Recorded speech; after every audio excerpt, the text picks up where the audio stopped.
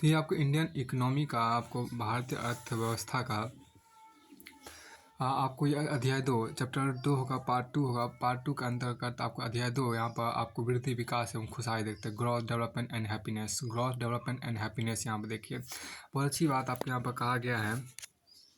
इसको देखिए, growth, happiness. यहाँ देखिए आपको चैप्टर 2 आपको यहाँ पर वृद्धि, विकास एवं खुशहाली देखिए। ग्रोथ, डेवलपमेंट एंड हैप्पीनेस देखिए। खुशहाली मजबूत सामाजिक नींव के निर्माण का प्रतिफल। खुशहाली मजबूत सामाजिक नींव के निर्माण का प्रतिफल है, जिसके लिए समय है सामाजिक विश्वास एवं स्वस्थ जीवन के निर्माण की, ना कि बंदूक एवं दीवारों की। इस अध्याय के अंतर्गत हम प्रस्तावना, प्रगति, आर्थिक समृद्धि, आर्थिक विकास, खुशहाली, मानव व्यवहार की अंतर्दृष्टि, नॉज एवं लोक नीति पर। अब सबसे प्रस्तावना यहाँ पर देखिए यहाँ पर जो कहा गया, ऋषियों और दार्शनिकों की तरह ही बेहतर कल की तलाश की इंसानी पहल अर्थशास्त्री भी एक हिस्सा है। हम इस दिशा में अर्थशास्त्र के साहित्य के रूप में आ रहे कई मतों के गवाह हैं, जो एक आम इंसान के प्रगति जैसे बेहद सरल शब्दों से शुरू होकर वृद्धि, विकास और मानव विकास जैसे तकनीक के पक्ष तक जाते हैं। आर्थिक व्यक्ति देखिए यहाँ पर, आर्थिक व्यक्ति इकोनॉमिक मैन के विचार पर बढ़ती निर्भरता के साथ युद्ध के दशकों के बाद दुनिया ने अपार धन दौलत बनाई। 1980 के देखिए यहाँ पर क्या, 1980 के दशक में सामाजिक विज्ञानियों ने इंसानी गतिविधियों का व्यापक अध्ययन शुरू किया और अंत आर्थिक व्यक्ति के विचार को चुनौती दी। यहीं इस धरती पर इंसानों के जीवन के आत्म अवलोकन की इच्छा को जीवन मिला। यहीं से आपको धरती पर इंसानों के जीवन के आत्म अवलोकन की इच्छा को जीवन मिला। इस बीच मानवता को जलवायु परिवर्तन की अबूझ पहेली का भी सामना करना पड़ा। अब संयुक्त राष्ट्र संघ के सौजन्य से दुनिया के पास विश्व खुशहाली रिपोर्ट, वर्ल्ड हैप्पीनेस रिपोर्ट भी है। अब देखिए प्रगति, प्रोग्रेस की बात यहाँ पर देखिए। प्रगति अर्थशास्त्र की कोई विशेष अवधारणा नहीं है, लेकिन विशेषज्ञ इसका इस्तेमाल बेहतरी और किसी चीज़ में बढ़ोतरी के लिए करते हैं। आम लोगों के जीवन और अर्थव्यवस्था में लंबे समय तक चलने वाले सकारात्मक बदलाव को अर्थव्यवस्था में प्रगति कहते हैं। इसके गुणात्मक और संख्यात्मक दोनों पक्ष हैं। आने वाले समय में अर्थशास्त्री प्रगति, ग्रोथ, वृद्धि और डेवलपमेंट, विकास का इस्तेमाल एक ही चीज़ के लिए करने लगेंगे। तीनों शब्द एक दूसरे की जगह इस्तेमाल हो सकते हैं, लेकिन 1960, 1970, 1980 के दशक में इन शब्दों के मायने अलग अलग स्पष्ट हुए। इसमें प्रगति एक सामान्य पद है जिसका अर्थशास्त्र में कोई मायने नहीं है, लेकिन इसका इस्तेमाल वृद्धि और विकास को संयुक्त तौर पर संबोधित करने के लिए करते हैं। लेकिन वृद्धि और विकास के अपने स्पष्ट अर्थ होते हैं। अब देखिए आर्थिक समृद्धि जिसको बोलते हैं, इकोनॉमिक ग्रोथ बोलते हैं, उसको देखिए यहाँ पर।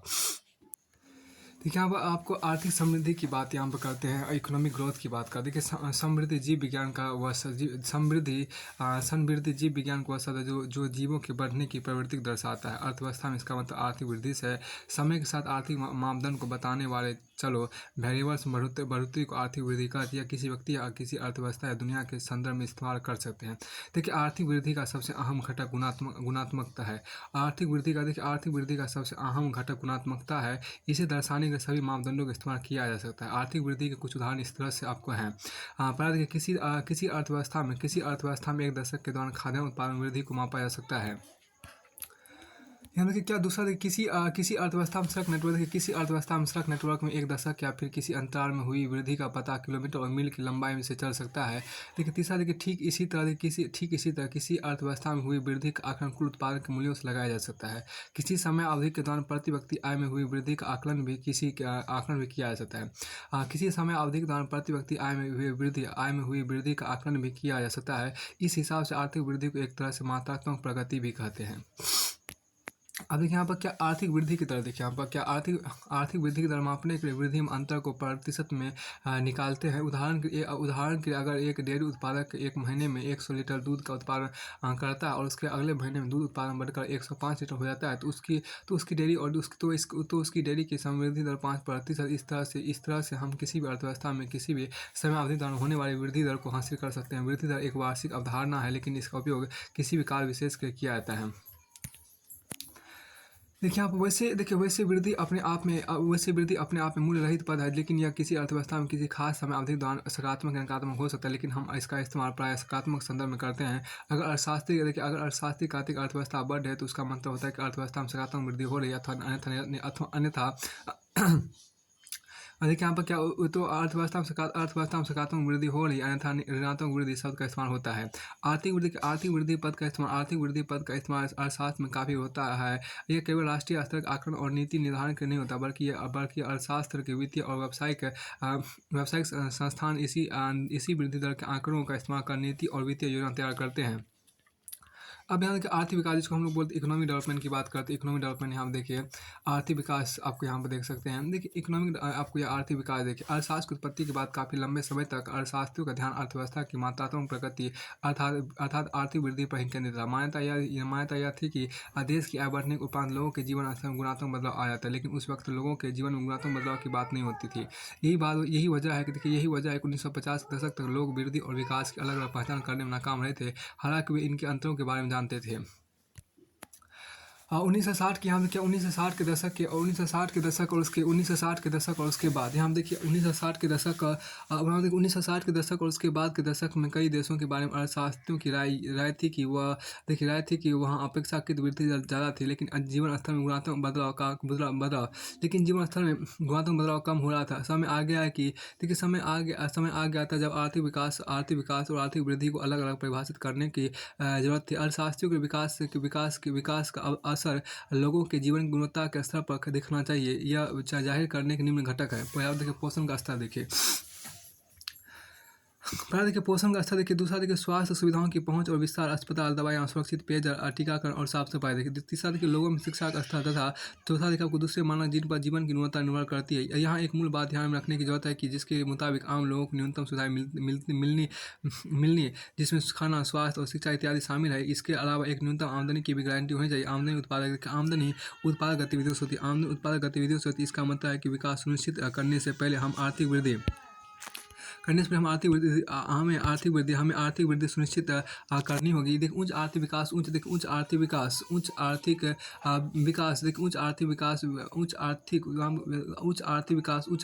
की मांग करता है। उच्च आर्थिक विकास जो है उच्च आर्थिक वृद्धि की मांग करता है। थोड़ा सा देखिए यहाँ पे जो हम आपको देख रहे थे, इसमें जो आपको है कि उच्च आर्थिक विकास जो आपको यहाँ पर है, इसमें थोड़ा सा आपको देखिए आपको उच्च आर्थिक वृद्धि की मांग करता है, लेकिन इसका मतलब यह नहीं कि उच्च आर्थिक वृद्धि दर उच्च आर्थिक विकास को स्वतः देखिए हम उच्च आर्थिक वृद्धि की मांग करता है। उच्च आर्थिक वृद्धि की मांग करता है, लेकिन इसका मतलब यह नहीं कि उच्च आर्थिक वृद्धि दर उच्च आर्थिक विकास को स्वतः ही गारंटी देती है। ये देखिए ऐसी उलझन थी जिसे पुराने समय के अर्थशास्त्री स्पष्ट नहीं कर पाए थी। इस उलझन को समझने के उदाहरण है। इस उलझन को समझने के लिए एक उदाहरण है दो परिवारों की एक जैसी आमदनी, लेकिन विकास के मापकों पर उनके खर्च अलग अलग हैं। एक परिवार स्वास्थ्य एवं शिक्षा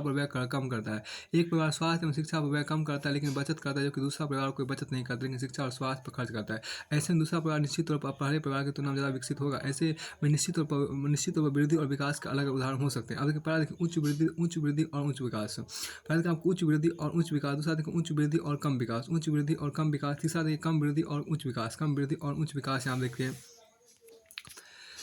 यहाँ देखिए क्या है कि एक खास बात देखिए आप ऊपर दिए गए संयोजन की प्रकृति वैसे तुलनात्मक है, लेकिन एक चीज़ स्पष्ट है कि उच्च आमदनी और वृद्धि की लगातार प्रयास की जरूरत है। यही बात आर्थिक विकास और उच्च आर्थिक विकास के लिए भी लागू होती है। देखिए ऊपर दिए गए संयोजन की प्रकृति वैसे तो तुलनात्मक है, लेकिन एक चीज़ स्पष्ट है कि उच्च आमदनी और वृद्धि के लिए लगातार प्रयास की जरूरत है। यही बात आर्थिक विकास और उच्च आर्थिक विकास के लिए भी लागू होती है। बिना सतत सार्वजनिक नीतियों के दुनिया भर में कहीं भी विकास नहीं हो सकता। उसी तरह से हम कह सकते हैं कि वृद्धि के बिना विकास नहीं हो सकता। हालांकि बिना विकास के वृद्धि का पहला उदाहरण खाड़ी देशों में दिखा। इन अर्थव्यवस्था में आमदनी और आर्थिक वृद्धि उच्चतर स्तर पर होती है। ऐसे में अर्थशास्त्र की नई शाखा डेवलपमेंट इकोनॉमिक्स विकास अर्थशास्त्र का जन्म हुआ। विश्व बैंक और राष्ट्रीय मुद्रा कोष के आने के बाद नियमित तौर पर आर्थिक नीतियां तय होने लगी और इससे कम विकसित अर्थव्यवस्था की वृद्धि और विकास पर नजर रखना संभव हुआ। और फिर आपको आगे यहाँ पर जो खास बात कहा गया, हम कह सकते हैं कि हम कह सकते हैं कि किसी अर्थव्यवस्था में आर्थिक विकास मात्रात्मक और गुणात्मक प्रगति ही है। इसका मतलब यह है कि वृद्धि मात्रात्मक प्रगति, इसका मतलब यह है कि वृद्धि मात्रात्मक प्रगति और विकास मात्रात्मकता के साथ, इसका मतलब यह है कि वृद्धि, देखिए इसका मतलब यह है कि वृद्धि मात्रात्मक प्रगति और विकास मात्रात्मक के साथ गुणात्मक प्रगति को सूचित करती है। जब आर्थिक वृद्धि का इस्तेमाल विकास के लिए होता है तो वृद्धि की तेज रफ्तार का पता चलता है, और इसके दायरे में बड़ी आमदनी आ जाती है। इस उसी तरह से उच्च वृद्धि दर और कम विकास या फिर बीमारू विकास का असर यह होता है कि वृद्धि में गिरावट आ जाती है। यानी वृद्धि और विकास में एक सर्कुलर रिश्ता है। जब आर्थिक महामंदी आता है तो यह रिश्ता टूट जाता है।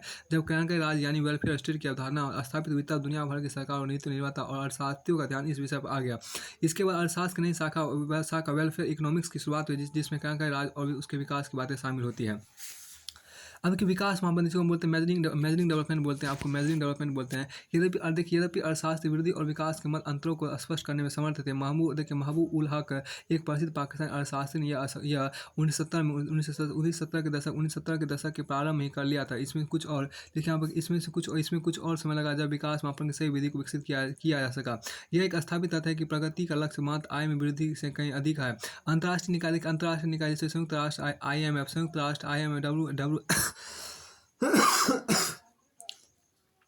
देखिए आपको यह एक स्थापित तथ्य है कि प्रगति का लक्ष्य मात्र आय में वृद्धि से कहीं अधिक है। देखिए अंतर्राष्ट्रीय निकाय जैसे संयुक्त राष्ट्र IMF और WB विश्व बैंक, विश्व के अविकसित क्षेत्रों के विकास के बारे में अधिक चिंतित थे, परंतु इस दिशा में कोई भी प्रयास तभी संभव था जब किसी अर्थव्यवस्था के विकासात्मक स्तर को मापने के लिए साधन और उपाय हो, और ऐसे कारक हो जिन्हें विकास के लक्ष्य माना जा सके कि विकास को मापने के लिए किसी सूत्र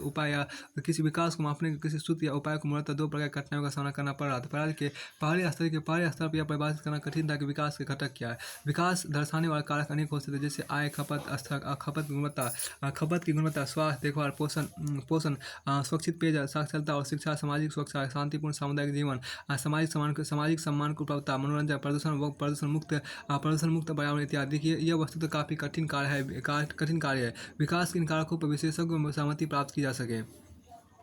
देखिए आपको दूसरे स्तर विकास की अवधारणा को मात्रात्मक रूप में लेना अत्यधिक कठिन है। दूसरे स्तर विकास की अवधारणा को मात्रात्मक रूप में लेना अत्यधिक कठिन है, क्योंकि इसमें मात्रात्मक और गुणात्मक दोनों पहलू होते हैं। गुणात्मक पर जैसे सौंदर्य, स्वाद इत्यादि की तुलना करना आसान है, परंतु इन्हें मापने के लिए हमारे पास कोई मापन स्केल नहीं है। देखिए मानव विकास सूचकांक की बात करते हैं, ह्यूमन डेवलपमेंट इंडेक्स की बात करते हैं। अर्थव्यवस्था के बीच विकास की तुलनात्मक गणना को लेकर दुविधा तब हल हुई जब United Nation development programme UNDP ने 1990 अपनी पहली मानव विकास रिपोर्ट ह्यूमन डेवलपमेंट रिपोर्ट यानी HDR प्रकाशित की। इस रिपोर्ट में मानव विकास सूचकांक HDI द्वारा विकास के स्तर को मापने और परिभाषित करने का बड़ा प्रयास था। मानव विकास सूचकांक विकसित करने वाले ऐसे पहले दल का नेतृत्व महबूब उल हक और इंगे कोल ने किया। इस सूचकांक में शब्द मानव विकास असल में विकास का ही एक उप सिद्धांत रूप है।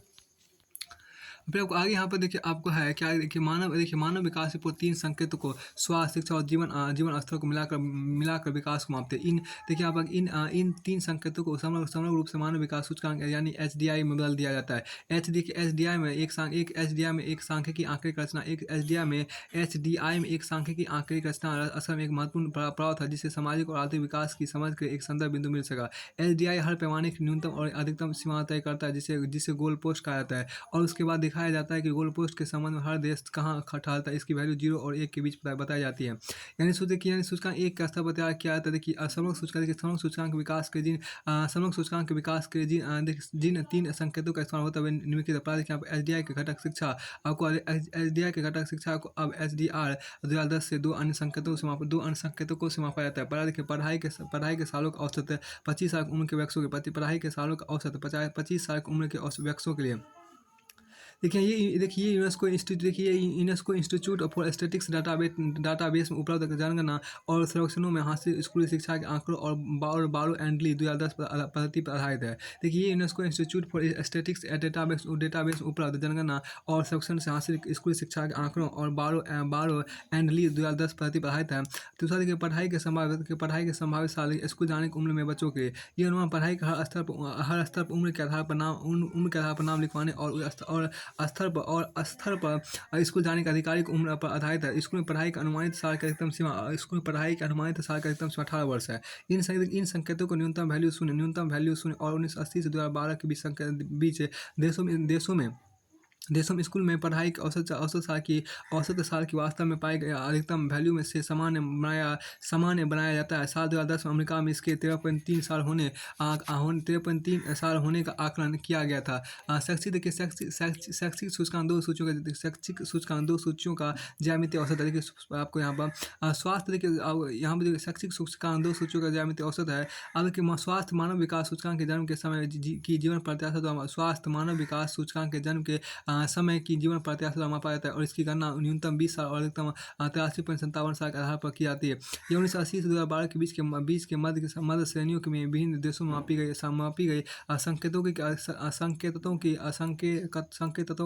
संकेतकों की अधिकतम वैल्यू है। इसलिए किसी देश के लिए दीर्घायु घटक और इसलिए किसी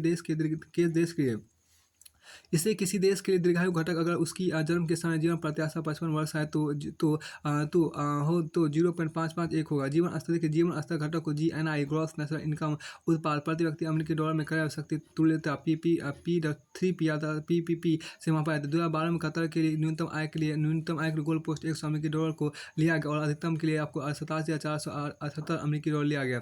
मानव विकास सूचकांक GNI के बढ़ने के साथ आय के कम होते आय के कम होते महत्व को परिलक्षित करने के आय के लघु गणना का इस्तेमाल करता है।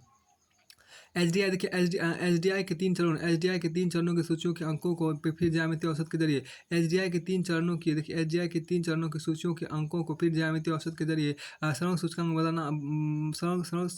बदला जाता है। एचडीआई विभिन्न देशों के अंदर और उनके बीच अनुभवों के निर्देशात्मक तुलना का मार्ग भी प्रशस्त करता है। एक यूएनडीपी ऊपर बताए गए 3 मानकों के आधार पर अर्थव्यवस्था को एक स्केल या अर्थव्यवस्था एक स्केल यानी 0.000 से लेकर 1.0 पर दर्शाया जाता है।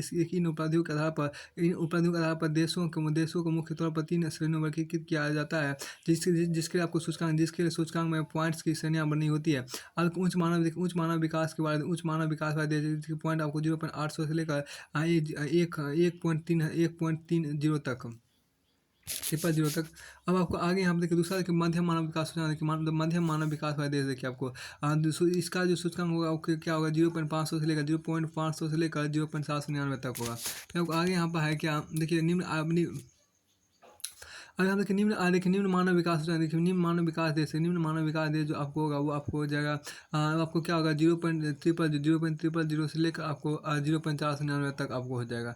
अब आगे हम देखिए अध्याय 20 में आपको मानव विकास रिपोर्ट 2019 दुनिया में भारत की सापेक्ष स्थिति की चर्चा की। अब देखिए यहाँ पर बहस जाए द डिबेट कंटिन्यूज आपको यहाँ पर देखिए इसमें जो कहा यूएनडीपी की टीम ने देखिए यूएनडीपी की टीम ने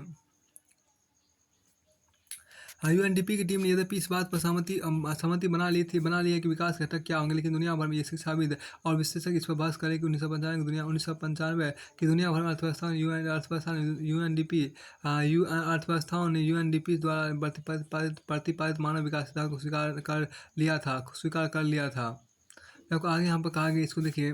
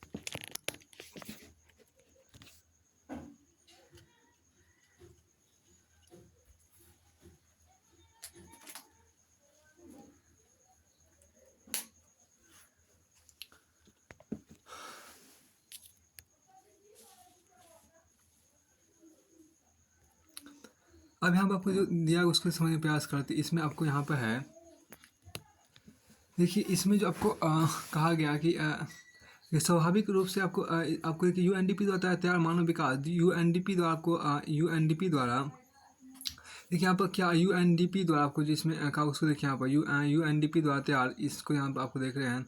इसमें जो आपको यहाँ पर यूएनडीपी, देखिए आपको यूएनडीपी द्वारा तैयार मानव विकास रिपोर्ट के साथ शुरू कर दिया गया। वह स्वाभाविक रूप से सदस्य देशों ने अपनी नीतियों में आय, शिक्षा और जीवन प्रत्याशा जैसे मानकों पर जोर देना शुरू कर दिया और इस तरह से इसे दुनिया भर में स्वीकारता मिली। काफ़ी सालों तक यहाँ देखिए काफ़ी सालों तक विशेषज्ञ और विद्वान काफ़ी सालों तक विशेषज्ञ और विद्वान विकास को परिभाषित करने के अपने अपने प्रारूप लेकर आते रहे हैं। वे विकास को प्रभावित करने वाले कारकों पर असमान रूप से वजन देते रहे हैं। इनके देखिए इसके साथ ही उन्होंने कई बार पूरी तरह से अलग मानकों का चयन किया जो उनके अनुसार विकास को ज़्यादा स्पष्ट तरीके से परिभाषित करते हैं, क्योंकि गुणवत्ता मूल्यों वैल्यूज़ को तय करने और नियामक परिकल्पना का मामला है, इसलिए इस प्रस्तुति की भी गुंजाइश थी। इनमें से अधिकतर प्रयास वैकल्पिक विकास सूचकांक के लिए सही नुस्खे नहीं थे, लेकिन वे वास्तव में बौद्धिक व्यंग्यों के जरिए मानव विकास सूचकांक अपूर्ण होने की दशा को अपूर्ण होने को दर्शाने की कोशिश कर रहे थे।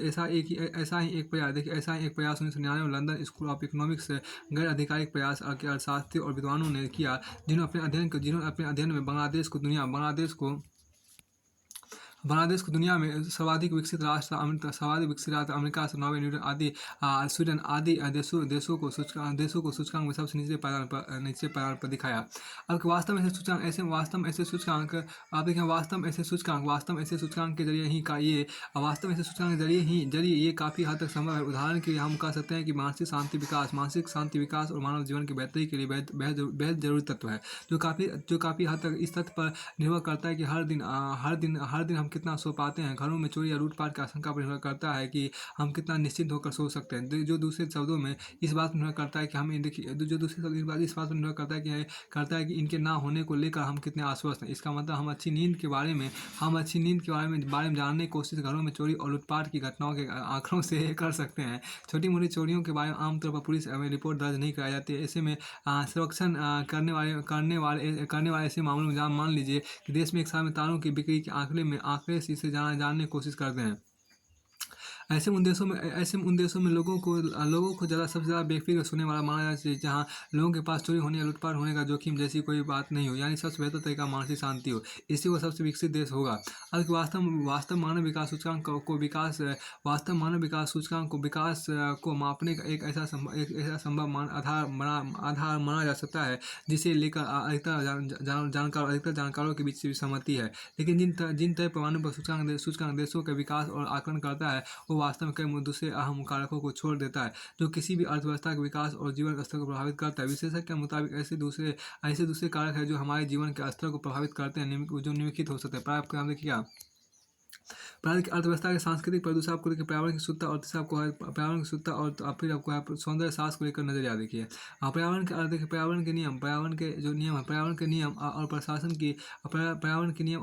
से संबंधित पर्यावरण के नियम और अर्थव्यवस्था के नियम और प्रशासन संबंधित पहलू देखिए। तीसरा था दूसरा पॉइंट यहाँ था क्या, पर्यावरण की शुद्धता और सौंदर्य बोध को लेकर नजरिया। फिर आपको यहाँ पर चौथा आपको यहाँ पर क्या, खुशहाली और प्रतिष्ठा को लेकर लोगों के विचार, और आपको पांचवें यहाँ पर क्या, मानव जीवन को लेकर नैतिक परिदृश्य, विकास की आत्मविश्लेषण देखिए, जिसको अंग्रेजी बोलते हैं इंट्रोस्पेक्टिव डेवलपमेंट देखिए यहाँ पर। देखिए विकास का असली अर्थ को लेकर भ्रम तब शुरू हुआ जब विश्व बैंक और अंतर्राष्ट्रीय मुद्रा कोष में अस्तित्व में, जब विश्व बैंक और अंतर्राष्ट्रीय मुद्रा कोष अस्तित्व में आया। विकासशील देशों में विकास प्रक्रिया में विकसित देशों के प्रदर्शन की रिपोर्ट का सर्वेक्षण कर रहे थे। एसडीआई में जब पहले 20 स्थान पाए जाने के बाद पश्चिमी दुनिया को विकसित देश घोषित कर दिया गया, तो तब सामाजिक वैज्ञानिकों ने इन अर्थव्यवस्थाओं में जीवन की दशा का मूल्यांकन करना शुरू किया। फिर दैनिक आपको ऐसे में क्या एक मिनट पे आपको तब समाज वैज्ञानिक इन अर्थव्यवस्था में जीवन की दशा का मूल्यांकन शुरू किया। ऐसे देशों में देखिए क्या ऐसे अधिकतर अध्ययनों में पाया गया कि पश्चिमी देशों में जीवन में सब कुछ था, सिवा खुशी का अपराध अपराध अपराध भ्रष्टाचार लूटमार और फिरौती अपराध भ्रष्टाचार